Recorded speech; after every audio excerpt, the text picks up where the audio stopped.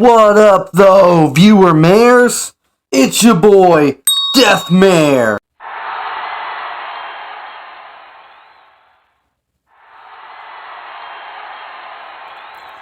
What up? So, viewer mares, today we are going to be doing a look at who is Matt Gaetz. Recently I had a viewer mare ask me a question regarding this individual, Matt Gaetz. However, I have no idea who that person is. But I did tell the viewer mare, hey, look, you never know what you might learn, so you should always keep an open mind. What do I mean by that? I mean, well, I, myself, Death Mare, should keep an open mind and learn more, because I never know. So, this is going to be all on the spot right now.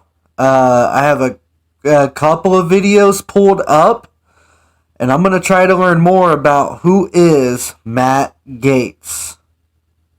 So, let's wrestle it. Ding! Ding! We're going to be looking at the video, Who is Matt Gaetz? Narrated by Gabe Gundacker. So, let's check it out. The conditions in Haiti are deplorable. They are disgusting. I mean, it's everywhere you look in Haiti, it's sheet metal and garbage. That's Matt Gaetz. What a football helmet would look like as a person. Gaetz was born in Fort Walton Beach, Florida in 1982. Although he spent his formative years in a town called Niceville, Gaetz falls short when it comes to being nice. He's been widely criticized for being Trump's loudest cheerleader. But before he was championing the former steak salesman's efforts, he was but a little rich boy who had more in common with the former steak salesman than just red meat rhetoric. My father gave me a small loan of $1 million. Gaetz' father, Don Gaetz, there he is, hooked his son up as well. After making a fortune co-founding a hospice care company, Don later used those profits to launch his son into the spotlight. The Gaetz were so well off, they owned a second home in Seaside, Florida. It's the same house Jim Carrey's character calls home in The Truman Show. Little Now This trivia. Stephanie Mensimer of Mother Jones notes, Gaetz, who has devoted his career to getting on television, spent much of his childhood in a house made famous by a character trying to get off TV. After graduating from William & Mary with a JD in 2007, Gaetz worked for a law firm, where according to Mother Jones, he filed a debt collection suit against an elderly woman who couldn't pay the home care firm owned by Gaetz' dad.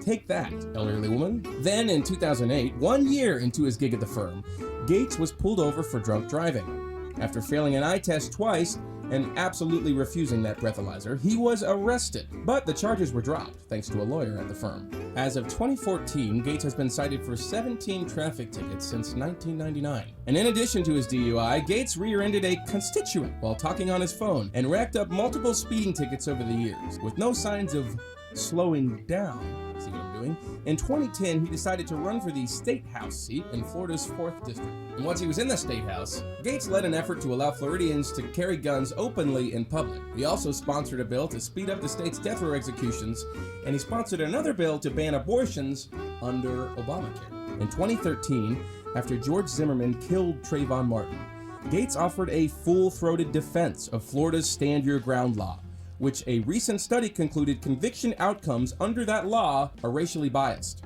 Further fanning the flames of racial hatred, Gaetz fired off a tweet criticizing two lawmakers' writing skills.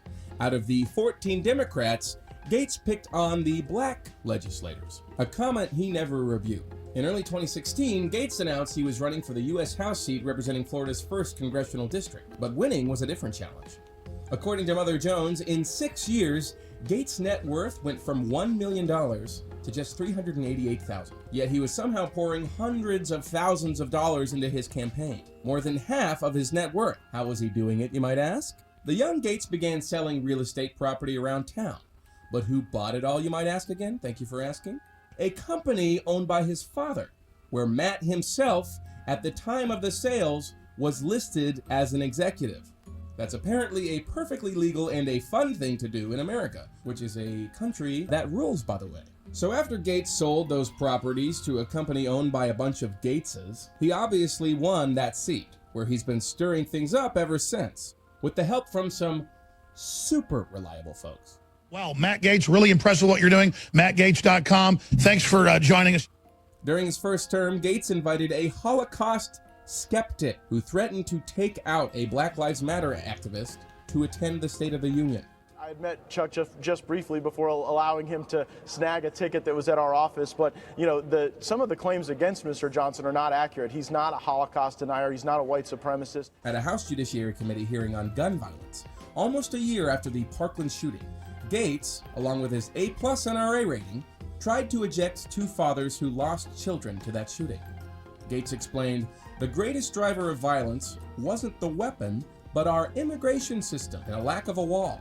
When a grieving Parkland dad whose son's life was taken by a U.S.-born citizen said that's not true, Gaetz responded, Is there a process in the committee whereby if the very same people are repeatedly interrupting the time of the members, that those people will be asked to depart the committee?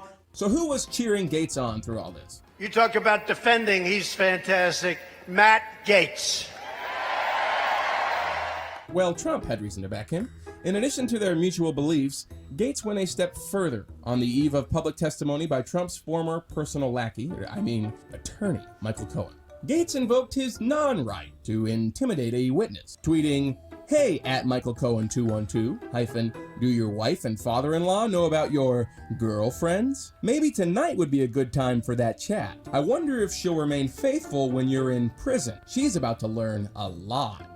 Does your tweet amount to witness tampering? Absolutely not. It's witness testing. The Florida bar opened an investigation, and Gaetz deleted the tweet. In April 2019, on a beautiful spring day, Gaetz hired an ex-White House aide who was fired by the Trump administration for his strong ties to white supremacist groups. You're fired. Picking up scraps deemed even too controversial for a president who said they were good people on both sides of the 2017 white nationalist rally in Charlottesville truly sums up Gaetz's moral compass. In Trump's Washington, anything goes.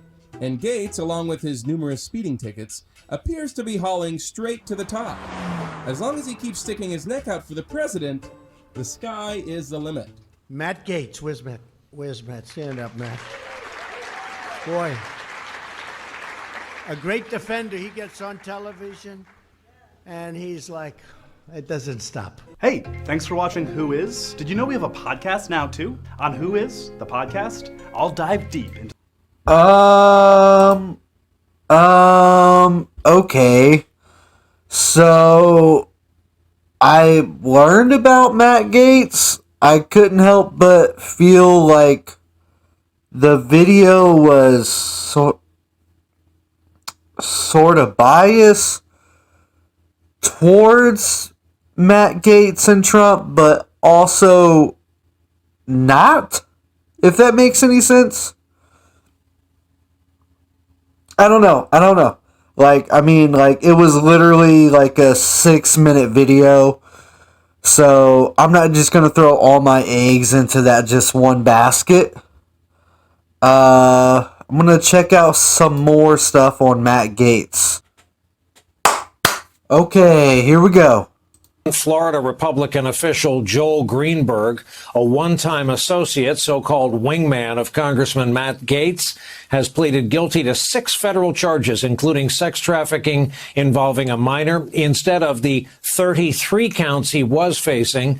This plea agreement was part of a deal that forces Greenberg to cooperate fully now with all DOJ investigations, like the case involving whether Matt Gaetz violated sex trafficking laws. Congressman denied all possible wrongdoing. However, this ominous development did not go unnoticed. Today, a banner reading TikTok Matt Gaetz was flown over the Orlando federal courthouse during Joel Greenberg's federal court proceeding. Neil Katyal, I'm short on time, and this is unfair to ask for the 30-second version of this, but if you're Gaetz' lawyer, or worse, if you're Gaetz, How are you feeling tonight? Incredibly bad. Remember last month, Gaetz said this is all fabricated, a deep state FBI plot and the like. But given the sworn agreement today, it looks like the only fabrication in the investigation was from one Republican to take down another. I mean, I think you could like open a movie theater with all this projection, Brian. And the plea agreement today is extremely lurid and detailed. And this guy, Greenberg, Gaetz's friend, is admitting to all sorts of stuff involving sex and drugs. And the one thing at the end of it that I'll say for Gaetz is that, you know, at least he wasn't friends with Jeffrey Epstein, though maybe not by his own choice, I'd imagine. And my question, after reading the plea agreement, is Kevin McCarthy going to let Matt Gaetz serve on his congressional committees from inside a federal prison? Because if you're Matt Gaetz right now, that's what you got to be fearing is going on. Hey, thanks for watching our YouTube channel. You should. Wow.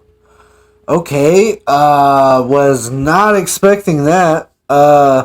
You know, this is the thing. When you're someone like me and you're not paying attention to politics for years at a time, and then you start to pay attention to politics, dude, it's crazy. It's crazy. I don't know much about whatever case that last video was talking about.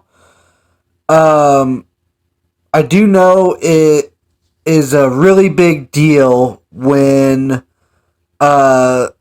someone gives a sworn, testimony. But I also know that it's a even bigger deal when you lie and give a sworn testimony. Okay. All right. Thank you, Mr. Chairman. I yield back. I like him. I just want to remind everybody, we're being relaxed on the time, and we're going to remain that way, but we also will have a second round, so if you think of something after your time, we will come back around. Mr. Gaetz of Florida is recognized. I think we're really getting somewhere here. You all have terrifically described the future of warfare, and even a country lawyer can hear what you're saying, that it has to be autonomous.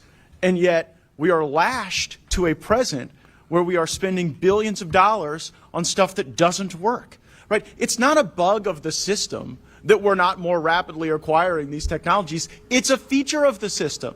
So just for quick math, President Biden requested 68 new F-35s to purchase. Today, in America, 29% of the F-35s are fully operationally capable. Now, I don't know much about warfare like my colleagues, but I do know if something costs $100 million, it should definitely work more than 29% of the time, especially if you're telling us it's the past. So we, I think responsibly as the authorizers, we cut 10 off the block and said you got to make more of these things work. And then the Appropriations Committee not only restored the 10 that we cut, they went and added 10 more.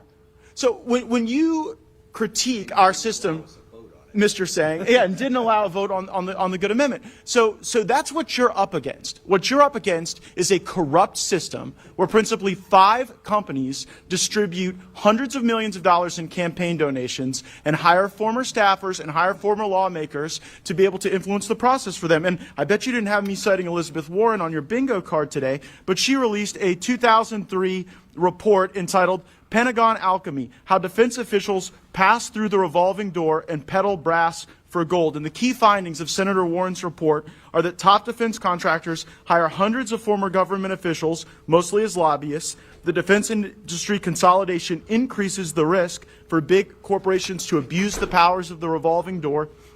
And the big defense contractors hired the most revolving door lobbyists and stocked their board with the most former government officials. So to all of you great innovators who are describing the future of warfare to us, do you think it's a fair fight?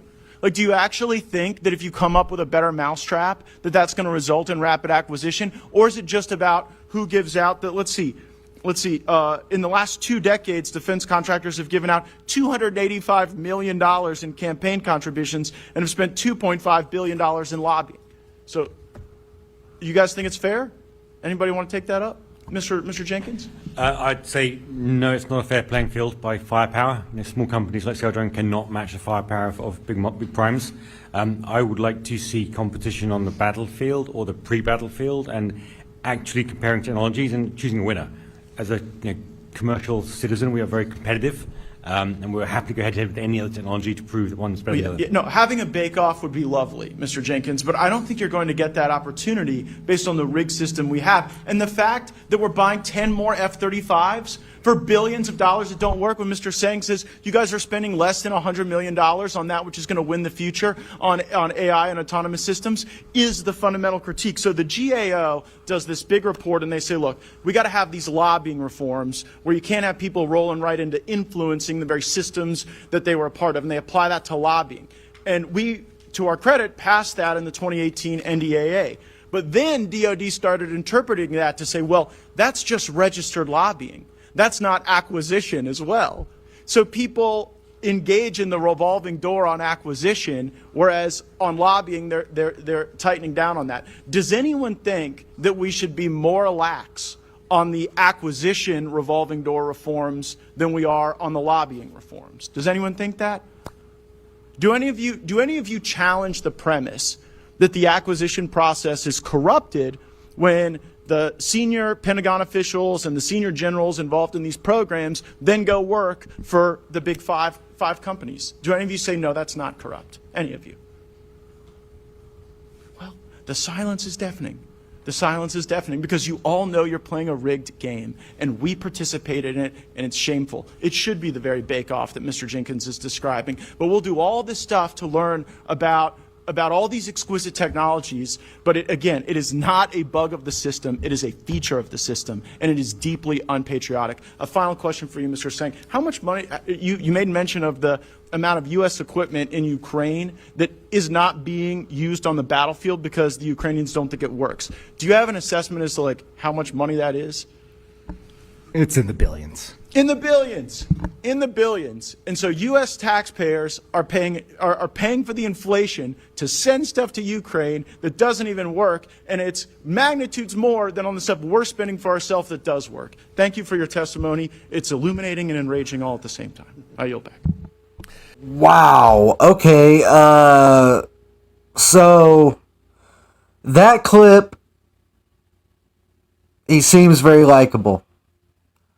And mainly it was probably because I got to hear him speak and not a narrator or anyone else with their own agenda.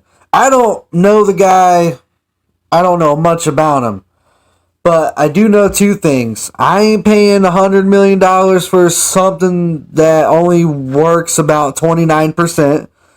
And two, he can sell me a car, that's for sure. He's real good at talking. So, there you have it. Viewer mirrors, I hope you learned with me. To the viewer mirror that brought this individual's name up to me. Hey, I don't know everything.